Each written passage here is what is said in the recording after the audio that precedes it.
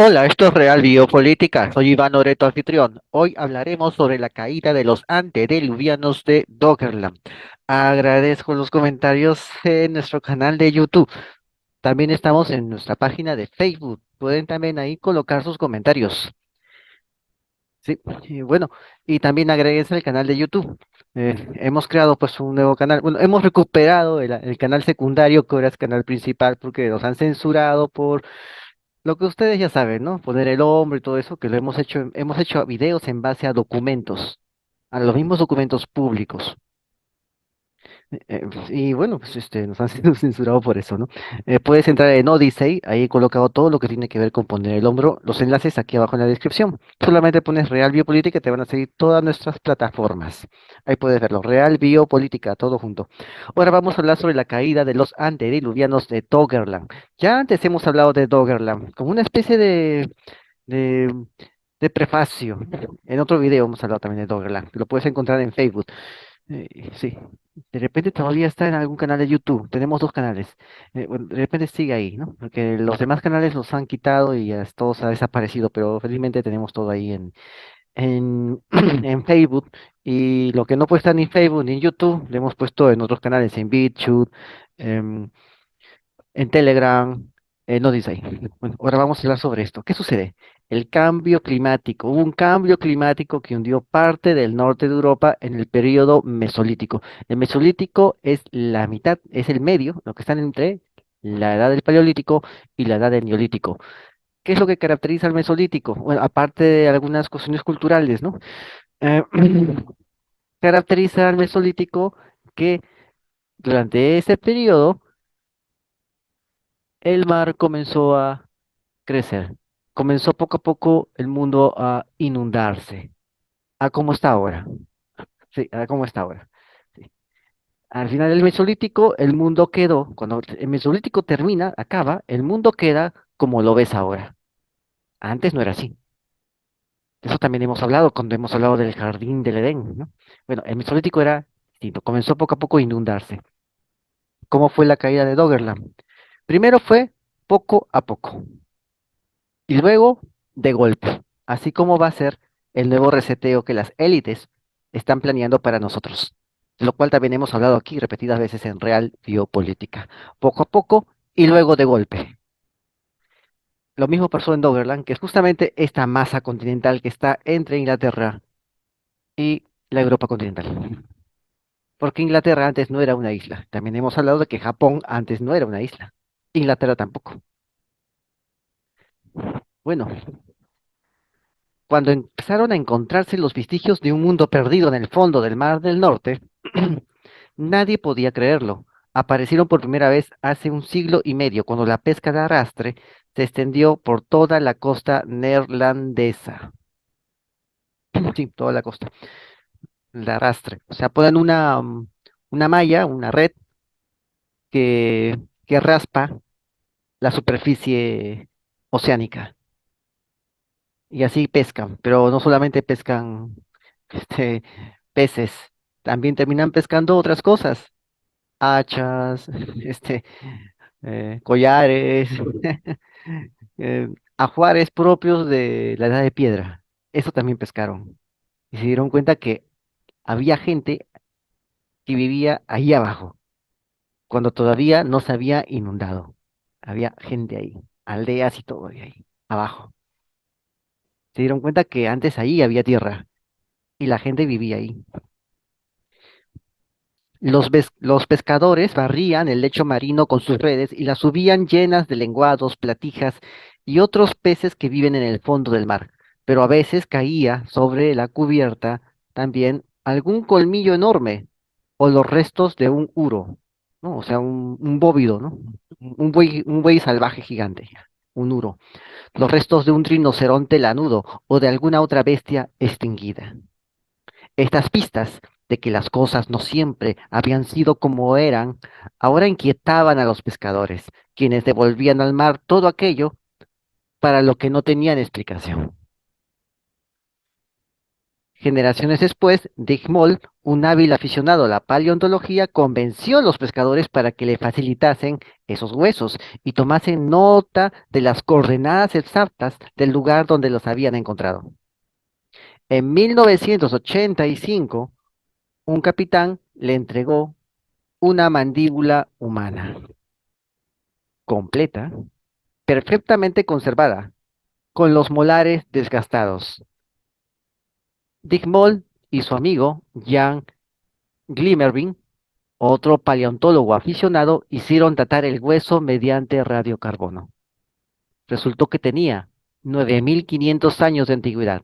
Era del año 7.500 antes de Cristo, lo cual quiere decir que el individuo a quien perteneció aquella mandíbula vivió durante el Mesolítico, período en el que el norte de Europa comenzó al final de la última glaciación, hace unos 12.000 años, y se prolongó hasta la llegada de la agricultura, unos 6.000 años más tarde. Proviene de un enterramiento, quizás, que ha permanecido intacto desde que aquel mundo desapareció bajo las olas, hace unos 8.000 años, ¿sí? Esa mandíbula. La historia de esta tierra desaparecida empieza con la retirada de los hielos. Hace unos 18.000 años, el nivel del mar en el norte de Europa era de unos 122 metros más bajo que el actual. Gran Bretaña no era una isla, sino la deshabitada esquina noroccidental de Europa, y entre ella y el resto del continente se extendía una tundra helada. Aquí puedes ver una recreación, ¿sí? Una recreación de un asentamiento de esta época del Mesolítico. Aquí. Esta es la recreación. Aquí podemos ver cómo esta tierra sufre el crecimiento de las aguas del mar. ¿Ves? Ahí lo ves. Poco a poco las aguas del mar están creciendo, están reclamando la tierra, el agua marina. Y ahí es donde, en ese ambiente es donde tienen que vivir estos humanos del Mesolítico. O sea, los humanos del Mesolítico fueron los testigos de cómo sus tierras se inundaban poco a poco primero, y después se inundó de golpe.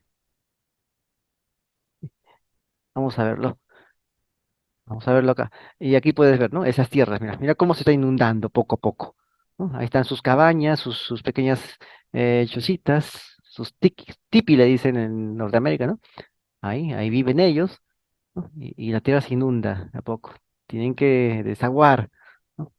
Pero cada cierto tiempo la, la marea, el mar, reclama un pedazo de tierra, poco a poco. Entonces, ahí vivieron estos pueblos de Doggerland. Ellos vieron eso, ellos vieron una inundación toda su vida. Hubo generaciones enteras que tuvieron que vivir con esta inundación, que no era exactamente pues un diluvio universal, ¿no? También había lluvias fuertes, ¿no? Pero al final fue la lluvia, ¿no? Fue ya más fuerte. Ya se desaguó todo, los glaciares y las nubes, ¿no? Todo. Pero mientras vivían estas generaciones, generación tras generación, veían cómo el mar poco a poco reclamaba sus tierras. Y ellos tenían que retroceder poco a poco hasta llegar a las tierras de los montañeses. Ahí tuvo que existir algún tipo de intercambio, de fricción. Bueno, a medida que el planeta se calentaba y el hielo retrocedía, los ciervos, los uros y los jabalíes empezaron a dirigirse hacia el norte y hacia el oeste, seguidos por los hombres que los cazaban. Ellos procedían, ellos procedían de las regiones montañosas, de lo que hoy es la Europa continental. Los cazadores se encontraron ante una vasta llanura de escasa altitud. Ahí está, los Dogger Hills, ahí está, el Doggerland, Doggerland. Ahí, aquí puedes ver el mapa para que lo puedas entender mejor. Ese es Doggerland. Y puedes ver cómo el río Thames, o río Támesis, ¿no? El río Thames, se une con el río Rin y desaguan en el canal. lo que sería el Canal de la Mancha. Era un canal, antes estaba, era una especie de golfo, de golfo en forma de cuña que se adentraba. Y ahí justamente se unían el Rin y el Támesis. Antes esos ríos se unían. Así que cuando te dicen que eh, el Edén estaba relacionado a cuatro ríos que se unían, date cuenta que aquí también pasaba lo mismo. En esta morfología bastante antigua, en esta orografía muy pretérita, pasaba también lo mismo. Mira, mira cómo se unían estos dos ríos. Y sucede que en el Génesis, que es uno de los libros más antiguos, que narran las historias más antiguas de la humanidad, también se relata lo mismo, como varios ríos se unían y de ahí venía el Edén. Ya. Algo así pasaba también acá, en Doggerland. ¿Ves? Ya podemos entender entonces el tema del Génesis, viendo solo cómo era el Rin y el Támesis antes. Es lógico que el mundo no era como ahora, era muy diferente, muy diferente. Había otros ríos, habían otras cordilleras, habían otros lagos. Hemos hablado aquí de los paleolagos, también aquí en Radio Política. Así que la descripción sobre el jardín del Edén no tiene por qué ser falsa. Más bien, como vemos, la forma en que la orografía existía en esos tiempos tan antiguos, la descripción, disculpa, la descripción del jardín del Edén es muy factible. Bueno, disculpa, los arqueólogos denominan este terreno desaparecido como Doggerland, por el banco de arena del Mar del Norte conocido como Dogger, antes considerado como un puente de tierra entre la actual Europa continental y Gran Bretaña, un lugar, un lugar de paso en su mayor parte deshabitado. Hoy se cree que Doggerland estuvo poblado durante miles de años por gentes del Mesolítico, hasta que fueron expulsados por la crecida implacable del mar. ¿Ves? Ese periodo fue sucedido por otro periodo de convulsiones climáticas y sociales hasta que a fines del Mesolítico Europa ya había perdido una parte importante de su masa continental y su aspecto era más o menos el que tiene hoy. Al final del Mesolítico, el mundo queda como es hoy día. Y ahora las élites quieren usar un cambio climático. ¿M? Sí. Y quieren cambiar el mundo a su conveniencia. Necesitan la enciclopedia climática, así como tienen la enciclopedia neurodigital, la están formando, así como quieren formar su enciclopedia genérica, necesitan también la enciclopedia geoclimática. Con esas enciclopedias tendrán el control de la revolución tecnológica, así como D'Alembert y Diderot iluminaron con su enciclopedia para, mediante el siglo de las luces, crear la Revolución Francesa, la Revolución Industrial. Ahora, las nuevas enciclopedias que he mencionado forjarán la revolución tecnológica, siempre bajo el poder de las élites. Vamos a ver.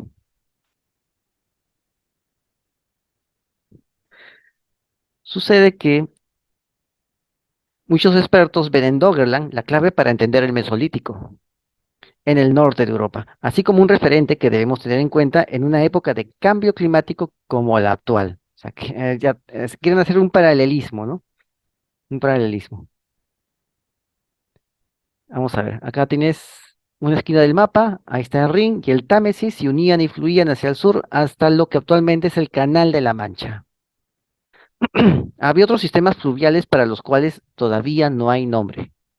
En el clima de aquella época, quizás un par de grados más cálidos que el de hoy, los contornos de pantalla se traducirían en suaves colinas onduladas, valles arbolados, exuberantes, pantanos y lagunas. Era un paraíso para los cazadores recolectores. Acá podemos ver en este mapa recreados las tierras emergidas del océano hace miles de años en el norte de Europa.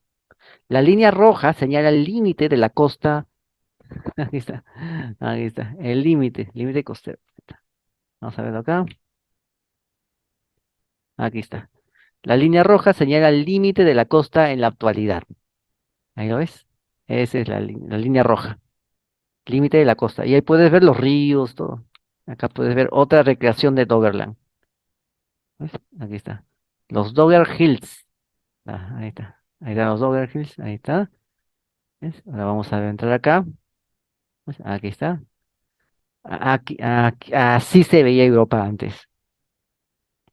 Y Doggerland era esa parte de tierras bajas que unían el continente con la isla de Bretaña. Esos dos macizos. Continente e isla de Bretaña. Ahí, con eso ahí se unían. Y Doggerland estaba en medio. ¿Ves? Ahí puedes ver en línea roja, pues es el mundo actual. ¿Ves? Es como se hundió todo. Bueno, vamos a ver. Eh, Como verás, para poder entender esto se necesita arqueología submarina y ese es un coste muy elevado, ¿no? Bueno, pero ahora hay tecnología, ¿no? Hay tecnología. Vamos a ver acá. Acá al costado puedes ver una huella. Vamos a ver también de esa huella. Es una huella de una persona, justamente encontrado ahí, en las zonas de Doggerland, de un humano. Está ahí la huella abajo. Y acá puedes ver Doggerland y Doggerbank, ¿no? Ahí está, Dogger Hills, ¿no? Doggerbank, el banco de arena. Ahí está, ese es el banco de arena, Doggerbank. Ahí está. Ahí lo puedes ver, ¿no? Ahí son bancos de arena. Ahí es donde por lo general pescan. ¿Ves? Aquí lo puedes ver. Aquí puedes ver todas estas edades antiguas, ¿no? 115.000 años, a 10.000 antes de Cristo, 16.000 antes de Cristo, 8.000 antes de Cristo, 7.000 antes de Cristo, ¿no? Doggerbank, 5.500 antes de Cristo, ¿no? Acá puedes ver cómo evolucionó todo esto, ¿no? ¿Ves? Todo el hielo cubriendo la tierra que en ese tiempo era tierra seca, todavía no, era tierra helada, era, ¿no? Ya no era otro tipo de tierra. Aquí lo puedes ver, ¿ves? Ahí puedes ver la ubicación de Berlín, uno, Ámsterdam, 2 y Londres, 3. Aquí se encontraban ubicados estas ciudades, ¿no? No, ahora están ubicadas estas ciudades aquí, ¿no? Antes pues era un terreno así, de caza, recolección, donde había tribus que errabundeaban. ¿Ves? Ahí lo puedes ver, ¿no? Bueno, voy a seguir. Encontraron entonces la mandíbula humana. Acumularon más de 100 piezas, huesos de animales con marcas de despiece y herramientas de hueso y asta. O sea, eran huesos trabajados por humanos que estaban allí abajo, abajo. Encontraron un hacha con un motivo en zigzag. No he podido encontrar el hacha. Estaba buscando, no encontré el hacha. Es la foto del hacha, ¿no? Pero es un motivo en zigzag. Me gustaría ver cómo es ese zigzag. De repente es un, un signo que también se usa actualmente, ¿entiendes? Al conocer las coordenadas de estos descubrimientos, y dado que los objetos no suelen desplazarse demasiado sobre el lecho marino, se determinaron que muchos provienen de la zona sur del Mar del Norte, que los neerlandeses llaman de stickles, o sea, las espinas, caracterizada por sus abruptas crestas de fondo marino. El yacimiento o yacimientos debían de estar cerca del sistema fluvial, dice. Quizás vivían en las tunas fluviales. Entonces, ellos iban a ese banco de arena, Doggerbank, porque es casi plano. Entonces, ahí pueden hacer el arrastre y cazar y pescar, ¿no? Porque es casi plano porque es arena. Pero hay otros sitios que no son tan planos, no son tan arenosos. Entonces, ahí es más más accidentado el relieve submarino. Pues también ahí han encontrado vestigios de actividad humana. O sea, el sitio era un campo enorme donde había full humanos, full humanos. Bueno, otra línea de investigación sobre Doggerland son las excavaciones en aguas someras o en zonas intermareales cercanas de una antigüedad similar.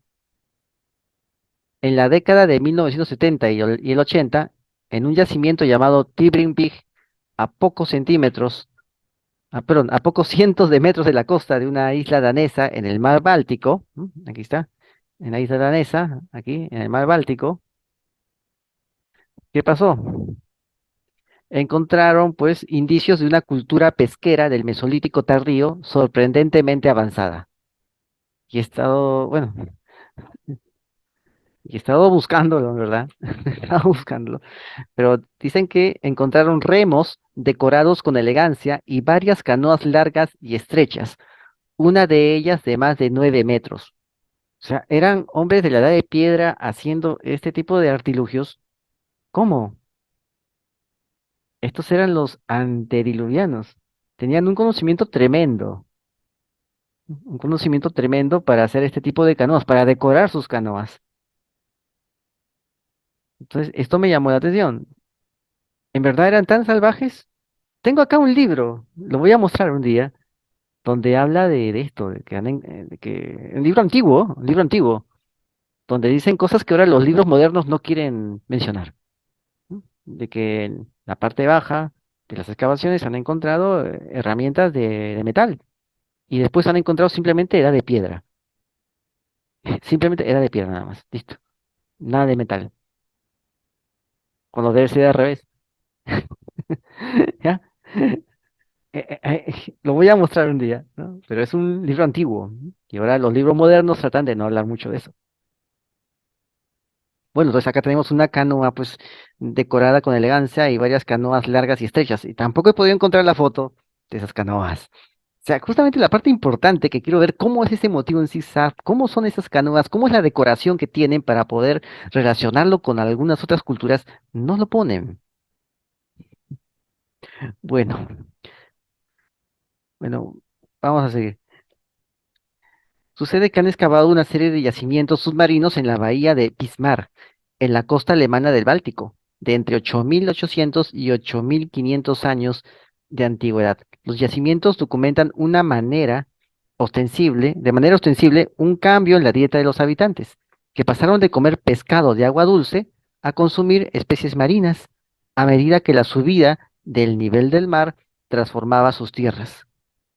Con el paso de los siglos, los lagos interiores, rodeados de bosques, se transformaron en marismas cubiertas de juncos. Más tarde, en fiordos, ¿no? En fiordos, en bahías cortadas, ¿no? O sea, son abismos cortados por el mar. De tal manera que tú ves la orilla, no hay orilla, sino que de frente va el abismo en en los pocos milímetros de orilla de mar que hay. Ese es un fiordo. Y después, pues finalmente se volvió bahía abierta. La bahía abierta que hay en la actualidad. Pero antes era un fiordo, porque comenzó a subir poco a poco y llegó a ser bahía abierta, ¿no? Mientras más subía, empezaron a haber lagos interiores. Lagos interiores, se rodearon de bosques. Eso se volvió, que tenían bosques, ¿no? ¿No? El lago interior, el lago, bueno, hemos visto, ¿no? Como en Armenia también hay lagos que están rodeados de bosques. ¿No? ¿No? Después, el mar subió, cubrió los lagos y se volvieron marismas de juncos, ¿no? ¿No? Es como lo que hay aquí en el norte, como lo que hay en el norte, ¿no? Una especie de juncos. ¿No? En el norte también, en el norte de Perú, Ecuador, sur de Ecuador, también hay esas, enormes, ecosistemas de juncos que salen del mismo mar, de la misma orilla del mar, que es frondoso. ¿No? Eso se volvió. Y después fiordos, o sea, comenzó a subir, tapó los, tapó los juncos, comenzó a subir y comenzó a subir hasta llegar a la montaña. Ahí está. Entonces se volvió un fiordo. Cuando el mar subió, llegó a la montaña. Después siguió subiendo y llegó hasta la meseta, la meseta de esa montañita, ¿no? Y se volvió pues una bahía. Imagínate, así subió, ¿no? Una transformación similar tuvo lugar en Gold Cliff, el estuario galés de Severn,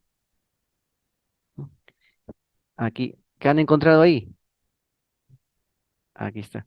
Han encontrado que esta zona estaba encajada en un valle estrecho, pero a medida que el mar fue subiendo, se desbordó sobre los lados del valle y se extendió creando el actual estuario. Sí, el mar subió río arriba y cubrió todo el valle y creó un gran estuario ahí. Bueno, el arqueólogo a cargo de esta zona galesa se llama es el arqueólogo a cargo de esta zona galesa, Martin Bell, ¿no? Eh, Fue por una zona fangosa, una llanura mareal, hasta dejar atrás enormes troncos negros de robles prehistóricos, como lo que estás viendo acá. Aquí están trabajando. Y aquí puedes ver estos robles prehistóricos. Ese es un árbol. Ese es lo que quedó de un árbol. Mm, ahí está. Y antes esto era un bosque. El bosque ha desaparecido y solo quedó el tocón del árbol, de este roble prehistórico. Es lo único que quedó. Y ahí, más adelante, vas a ver al arqueólogo y al costado del arqueólogo otro tocón de roble. Estos eran bosques enormes y desapareció. La sal del mar, pues los terminó extinguiendo, a los pobres arbolitos. Bueno, el lodo ha preservado parte pues, de este roble. Y la marea pues estaba un poco baja, así que se pudieron ver. Imagínate cómo llegó cómo el agua inundó todo. Bastante, bastante. Hace 8000 años, esta era ¿no? Una pequeña elevación que era un litoral en una isla. ¿Sí? Antes eso era. Era una especie de mesetita chiquita, de mesetita con sus copas de árboles. Antes era así. Ahora pues ya el mar subió, llegó hasta la meseta, subió hasta la meseta y la inundó también y los árboles pues no pudieron resistir ese embate tan salitroso y tuvieron que claudicar. Pero gracias al lodo se preservaron y han quedado aquí para que fuera un testimonio de todo lo que vivió esta, esta zona. Bueno, vamos a verlo. Vamos a ver qué más sigue. Más sigue así. Aquí. Sucede que encontraron en el relieve ¿cómo se llama? En el relieve de este lugar, encontraron 39 huellas dejadas por tres o cuatro individuos de ambas direcciones. Acá hay una de esas huellas. A lo largo de esta orilla. Debían de salir de su campamento para examinar las trampas para peces de un canal cercano. O sea, ellos salían y veían sus trampas para peces. O sea, vivían así. Salían del campamento y caminaban. Por eso aparecen las huellas de entrada y de salida, de ida y venida. Ahí está, ahí puedes verlo. Bueno, aquí puedes ver el estuario, aquí está, el estuario galés de Sever, en Gold Cliff, del cual estábamos hablando. Y ahí encontraron la huella de ese cazador de hace 7500 años, cuando el nivel del mar registraba una subida gradual. El arqueólogo opina que en algún momento hubo numerosos campamentos en el estuario y que cada uno de ellos estuvo poblado por un grupo familiar de unos 10 individuos.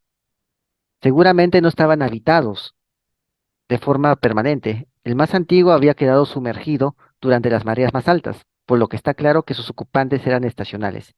Y cada vez que regresaban, construían el campamento un poco más arriba en la ladera, porque el agua crecía, crecía, subía y subía. Lo asombroso es que siguieran volviendo durante siglos, quizás milenios, y que cada vez encontrasen el camino, y que cada vez se encontrasen el camino a través de un paisaje siempre cambiante. Esta población fue testigo de la desaparición de los bosques de robles, tras quedar anegado por el mar. En algún momento estos robles enormes asomarían con sus enormes copas y un día estos robles morirían por la marisma. O sea, debió ser un paisaje extraño, un paisaje bastante desolador ver sus bosques, que ellos vean sus bosques de roble así destruidos por la acción del mar. Debió haberles afectado mucho. El verano y el otoño habrían sido épocas de bonanza en toda la costa, con buena caza, gracias a los animales salvajes que llegaban atraídos por los extensos pastizales de las marismas, el mar lleno de peces y avellanas y bayas en abundancia.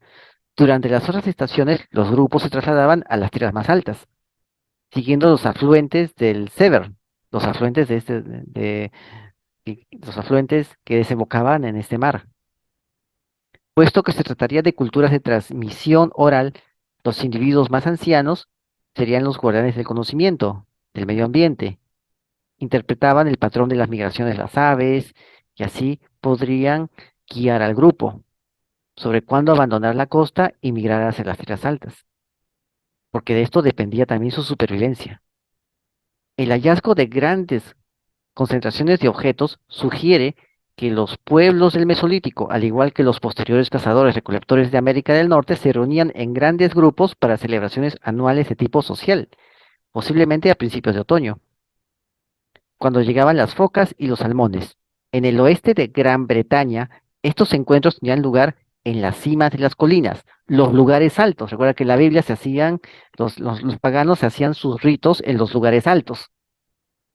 Quizás se deba a que eran, a que los lugares altos eran los lugares más seguros y más cómodos para juntarse, debido a que ellos todavía conservaban el recuerdo de la inundación. Es probable que aún conservasen el recuerdo de una inundación. Entonces se les quede por costumbre celebrar sus rituales colectivos en los lugares altos, porque es lo mismo que hacían sus ancestros antediluvianos de la época del final del Mesolítico. Lo mismo que hacían ellos. Ir a los lugares altos a celebrar, porque las marismas poco a poco se iban inundando, las orillas se iban poco a poco inundando. Los lugares altos eran los lugares más seguros, ahí sí, ahí iban. Y quizás por eso en la Biblia aparece también eso, que iban a los lugares altos, las cimas de las colinas, con vista a los cazaderos de focas. Habría sido un momento ideal para que los jóvenes encontrasen pareja y para el intercambio de información sobre otros sistemas fluviales más allá del territorio de cada grupo. Una información cada vez más crucial conforme el mar iba alterando el paisaje. La subida drástica del nivel del mar produjo a un ritmo de 1 o 2 metros por siglo. Por cada siglo era 1 o 2 metros, pero dada la variada topografía, las inundaciones no debieron ser uniformes. En los sitios bajos como Doggerland, el avance del mar convirtió los lagos en estuarios. Mientras más plano y más bajo sea el lugar, más rápida era la inundación. Mientras más montañosa era el lugar, más se ralentizaba esa inundación, menos se notaba. En algún momento estas corrientes, ¿no? Porque había bancos de arena, que solo pueden ser creados por fuertes corrientes mareales, cuando se da el avance del mar en Doggerland. Por eso en Doggerland hay un banco de arena, como te acabo de mostrar.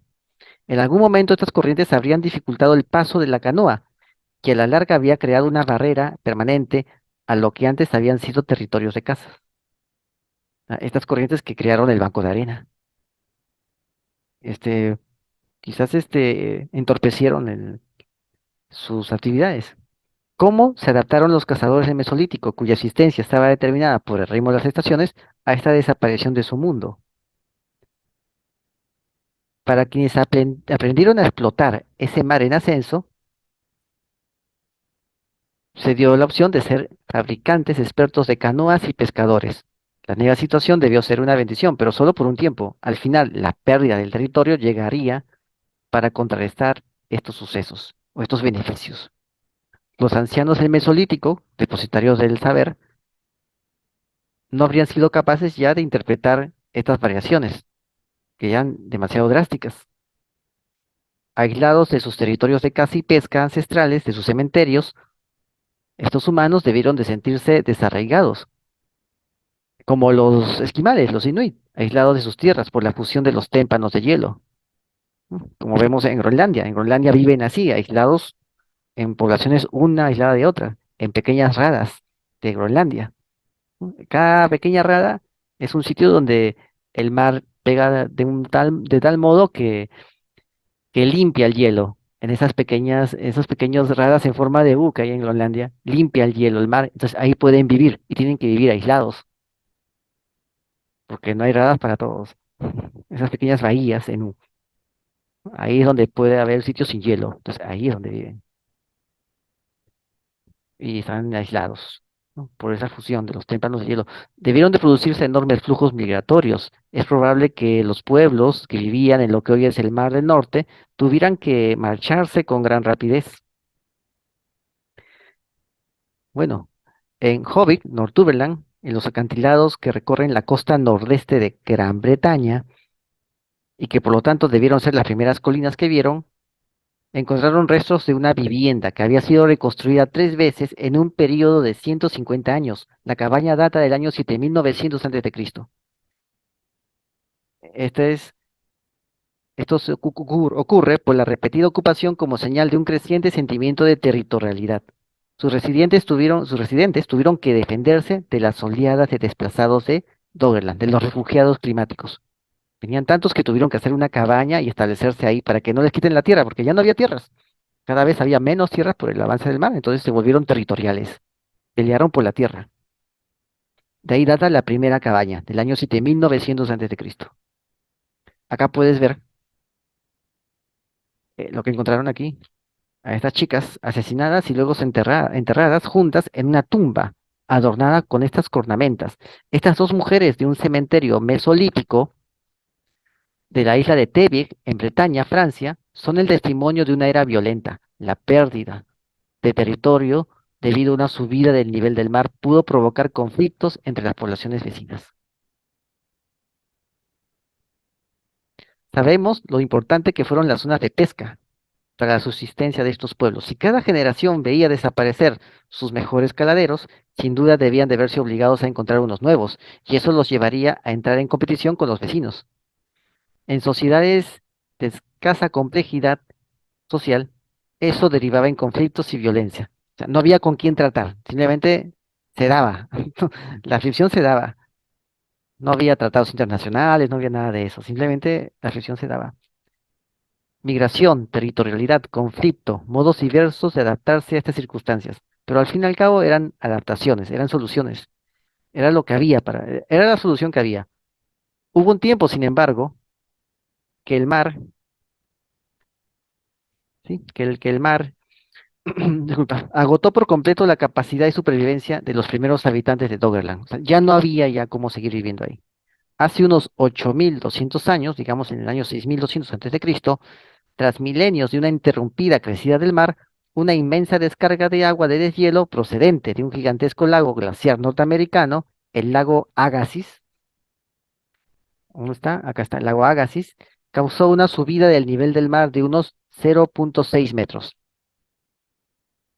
Aquí lo ves. Ese lago está aquí, estaba en el medio. Actualmente está este lago, el lago Winnipeg. Actualmente está ese laguito. Bueno, no es ni tan laguito, pero antes era más grande, era enorme, era un lago que juntaba todos los laguitos que había al costado, en esta pequeña meseta. Aquí, ese lago.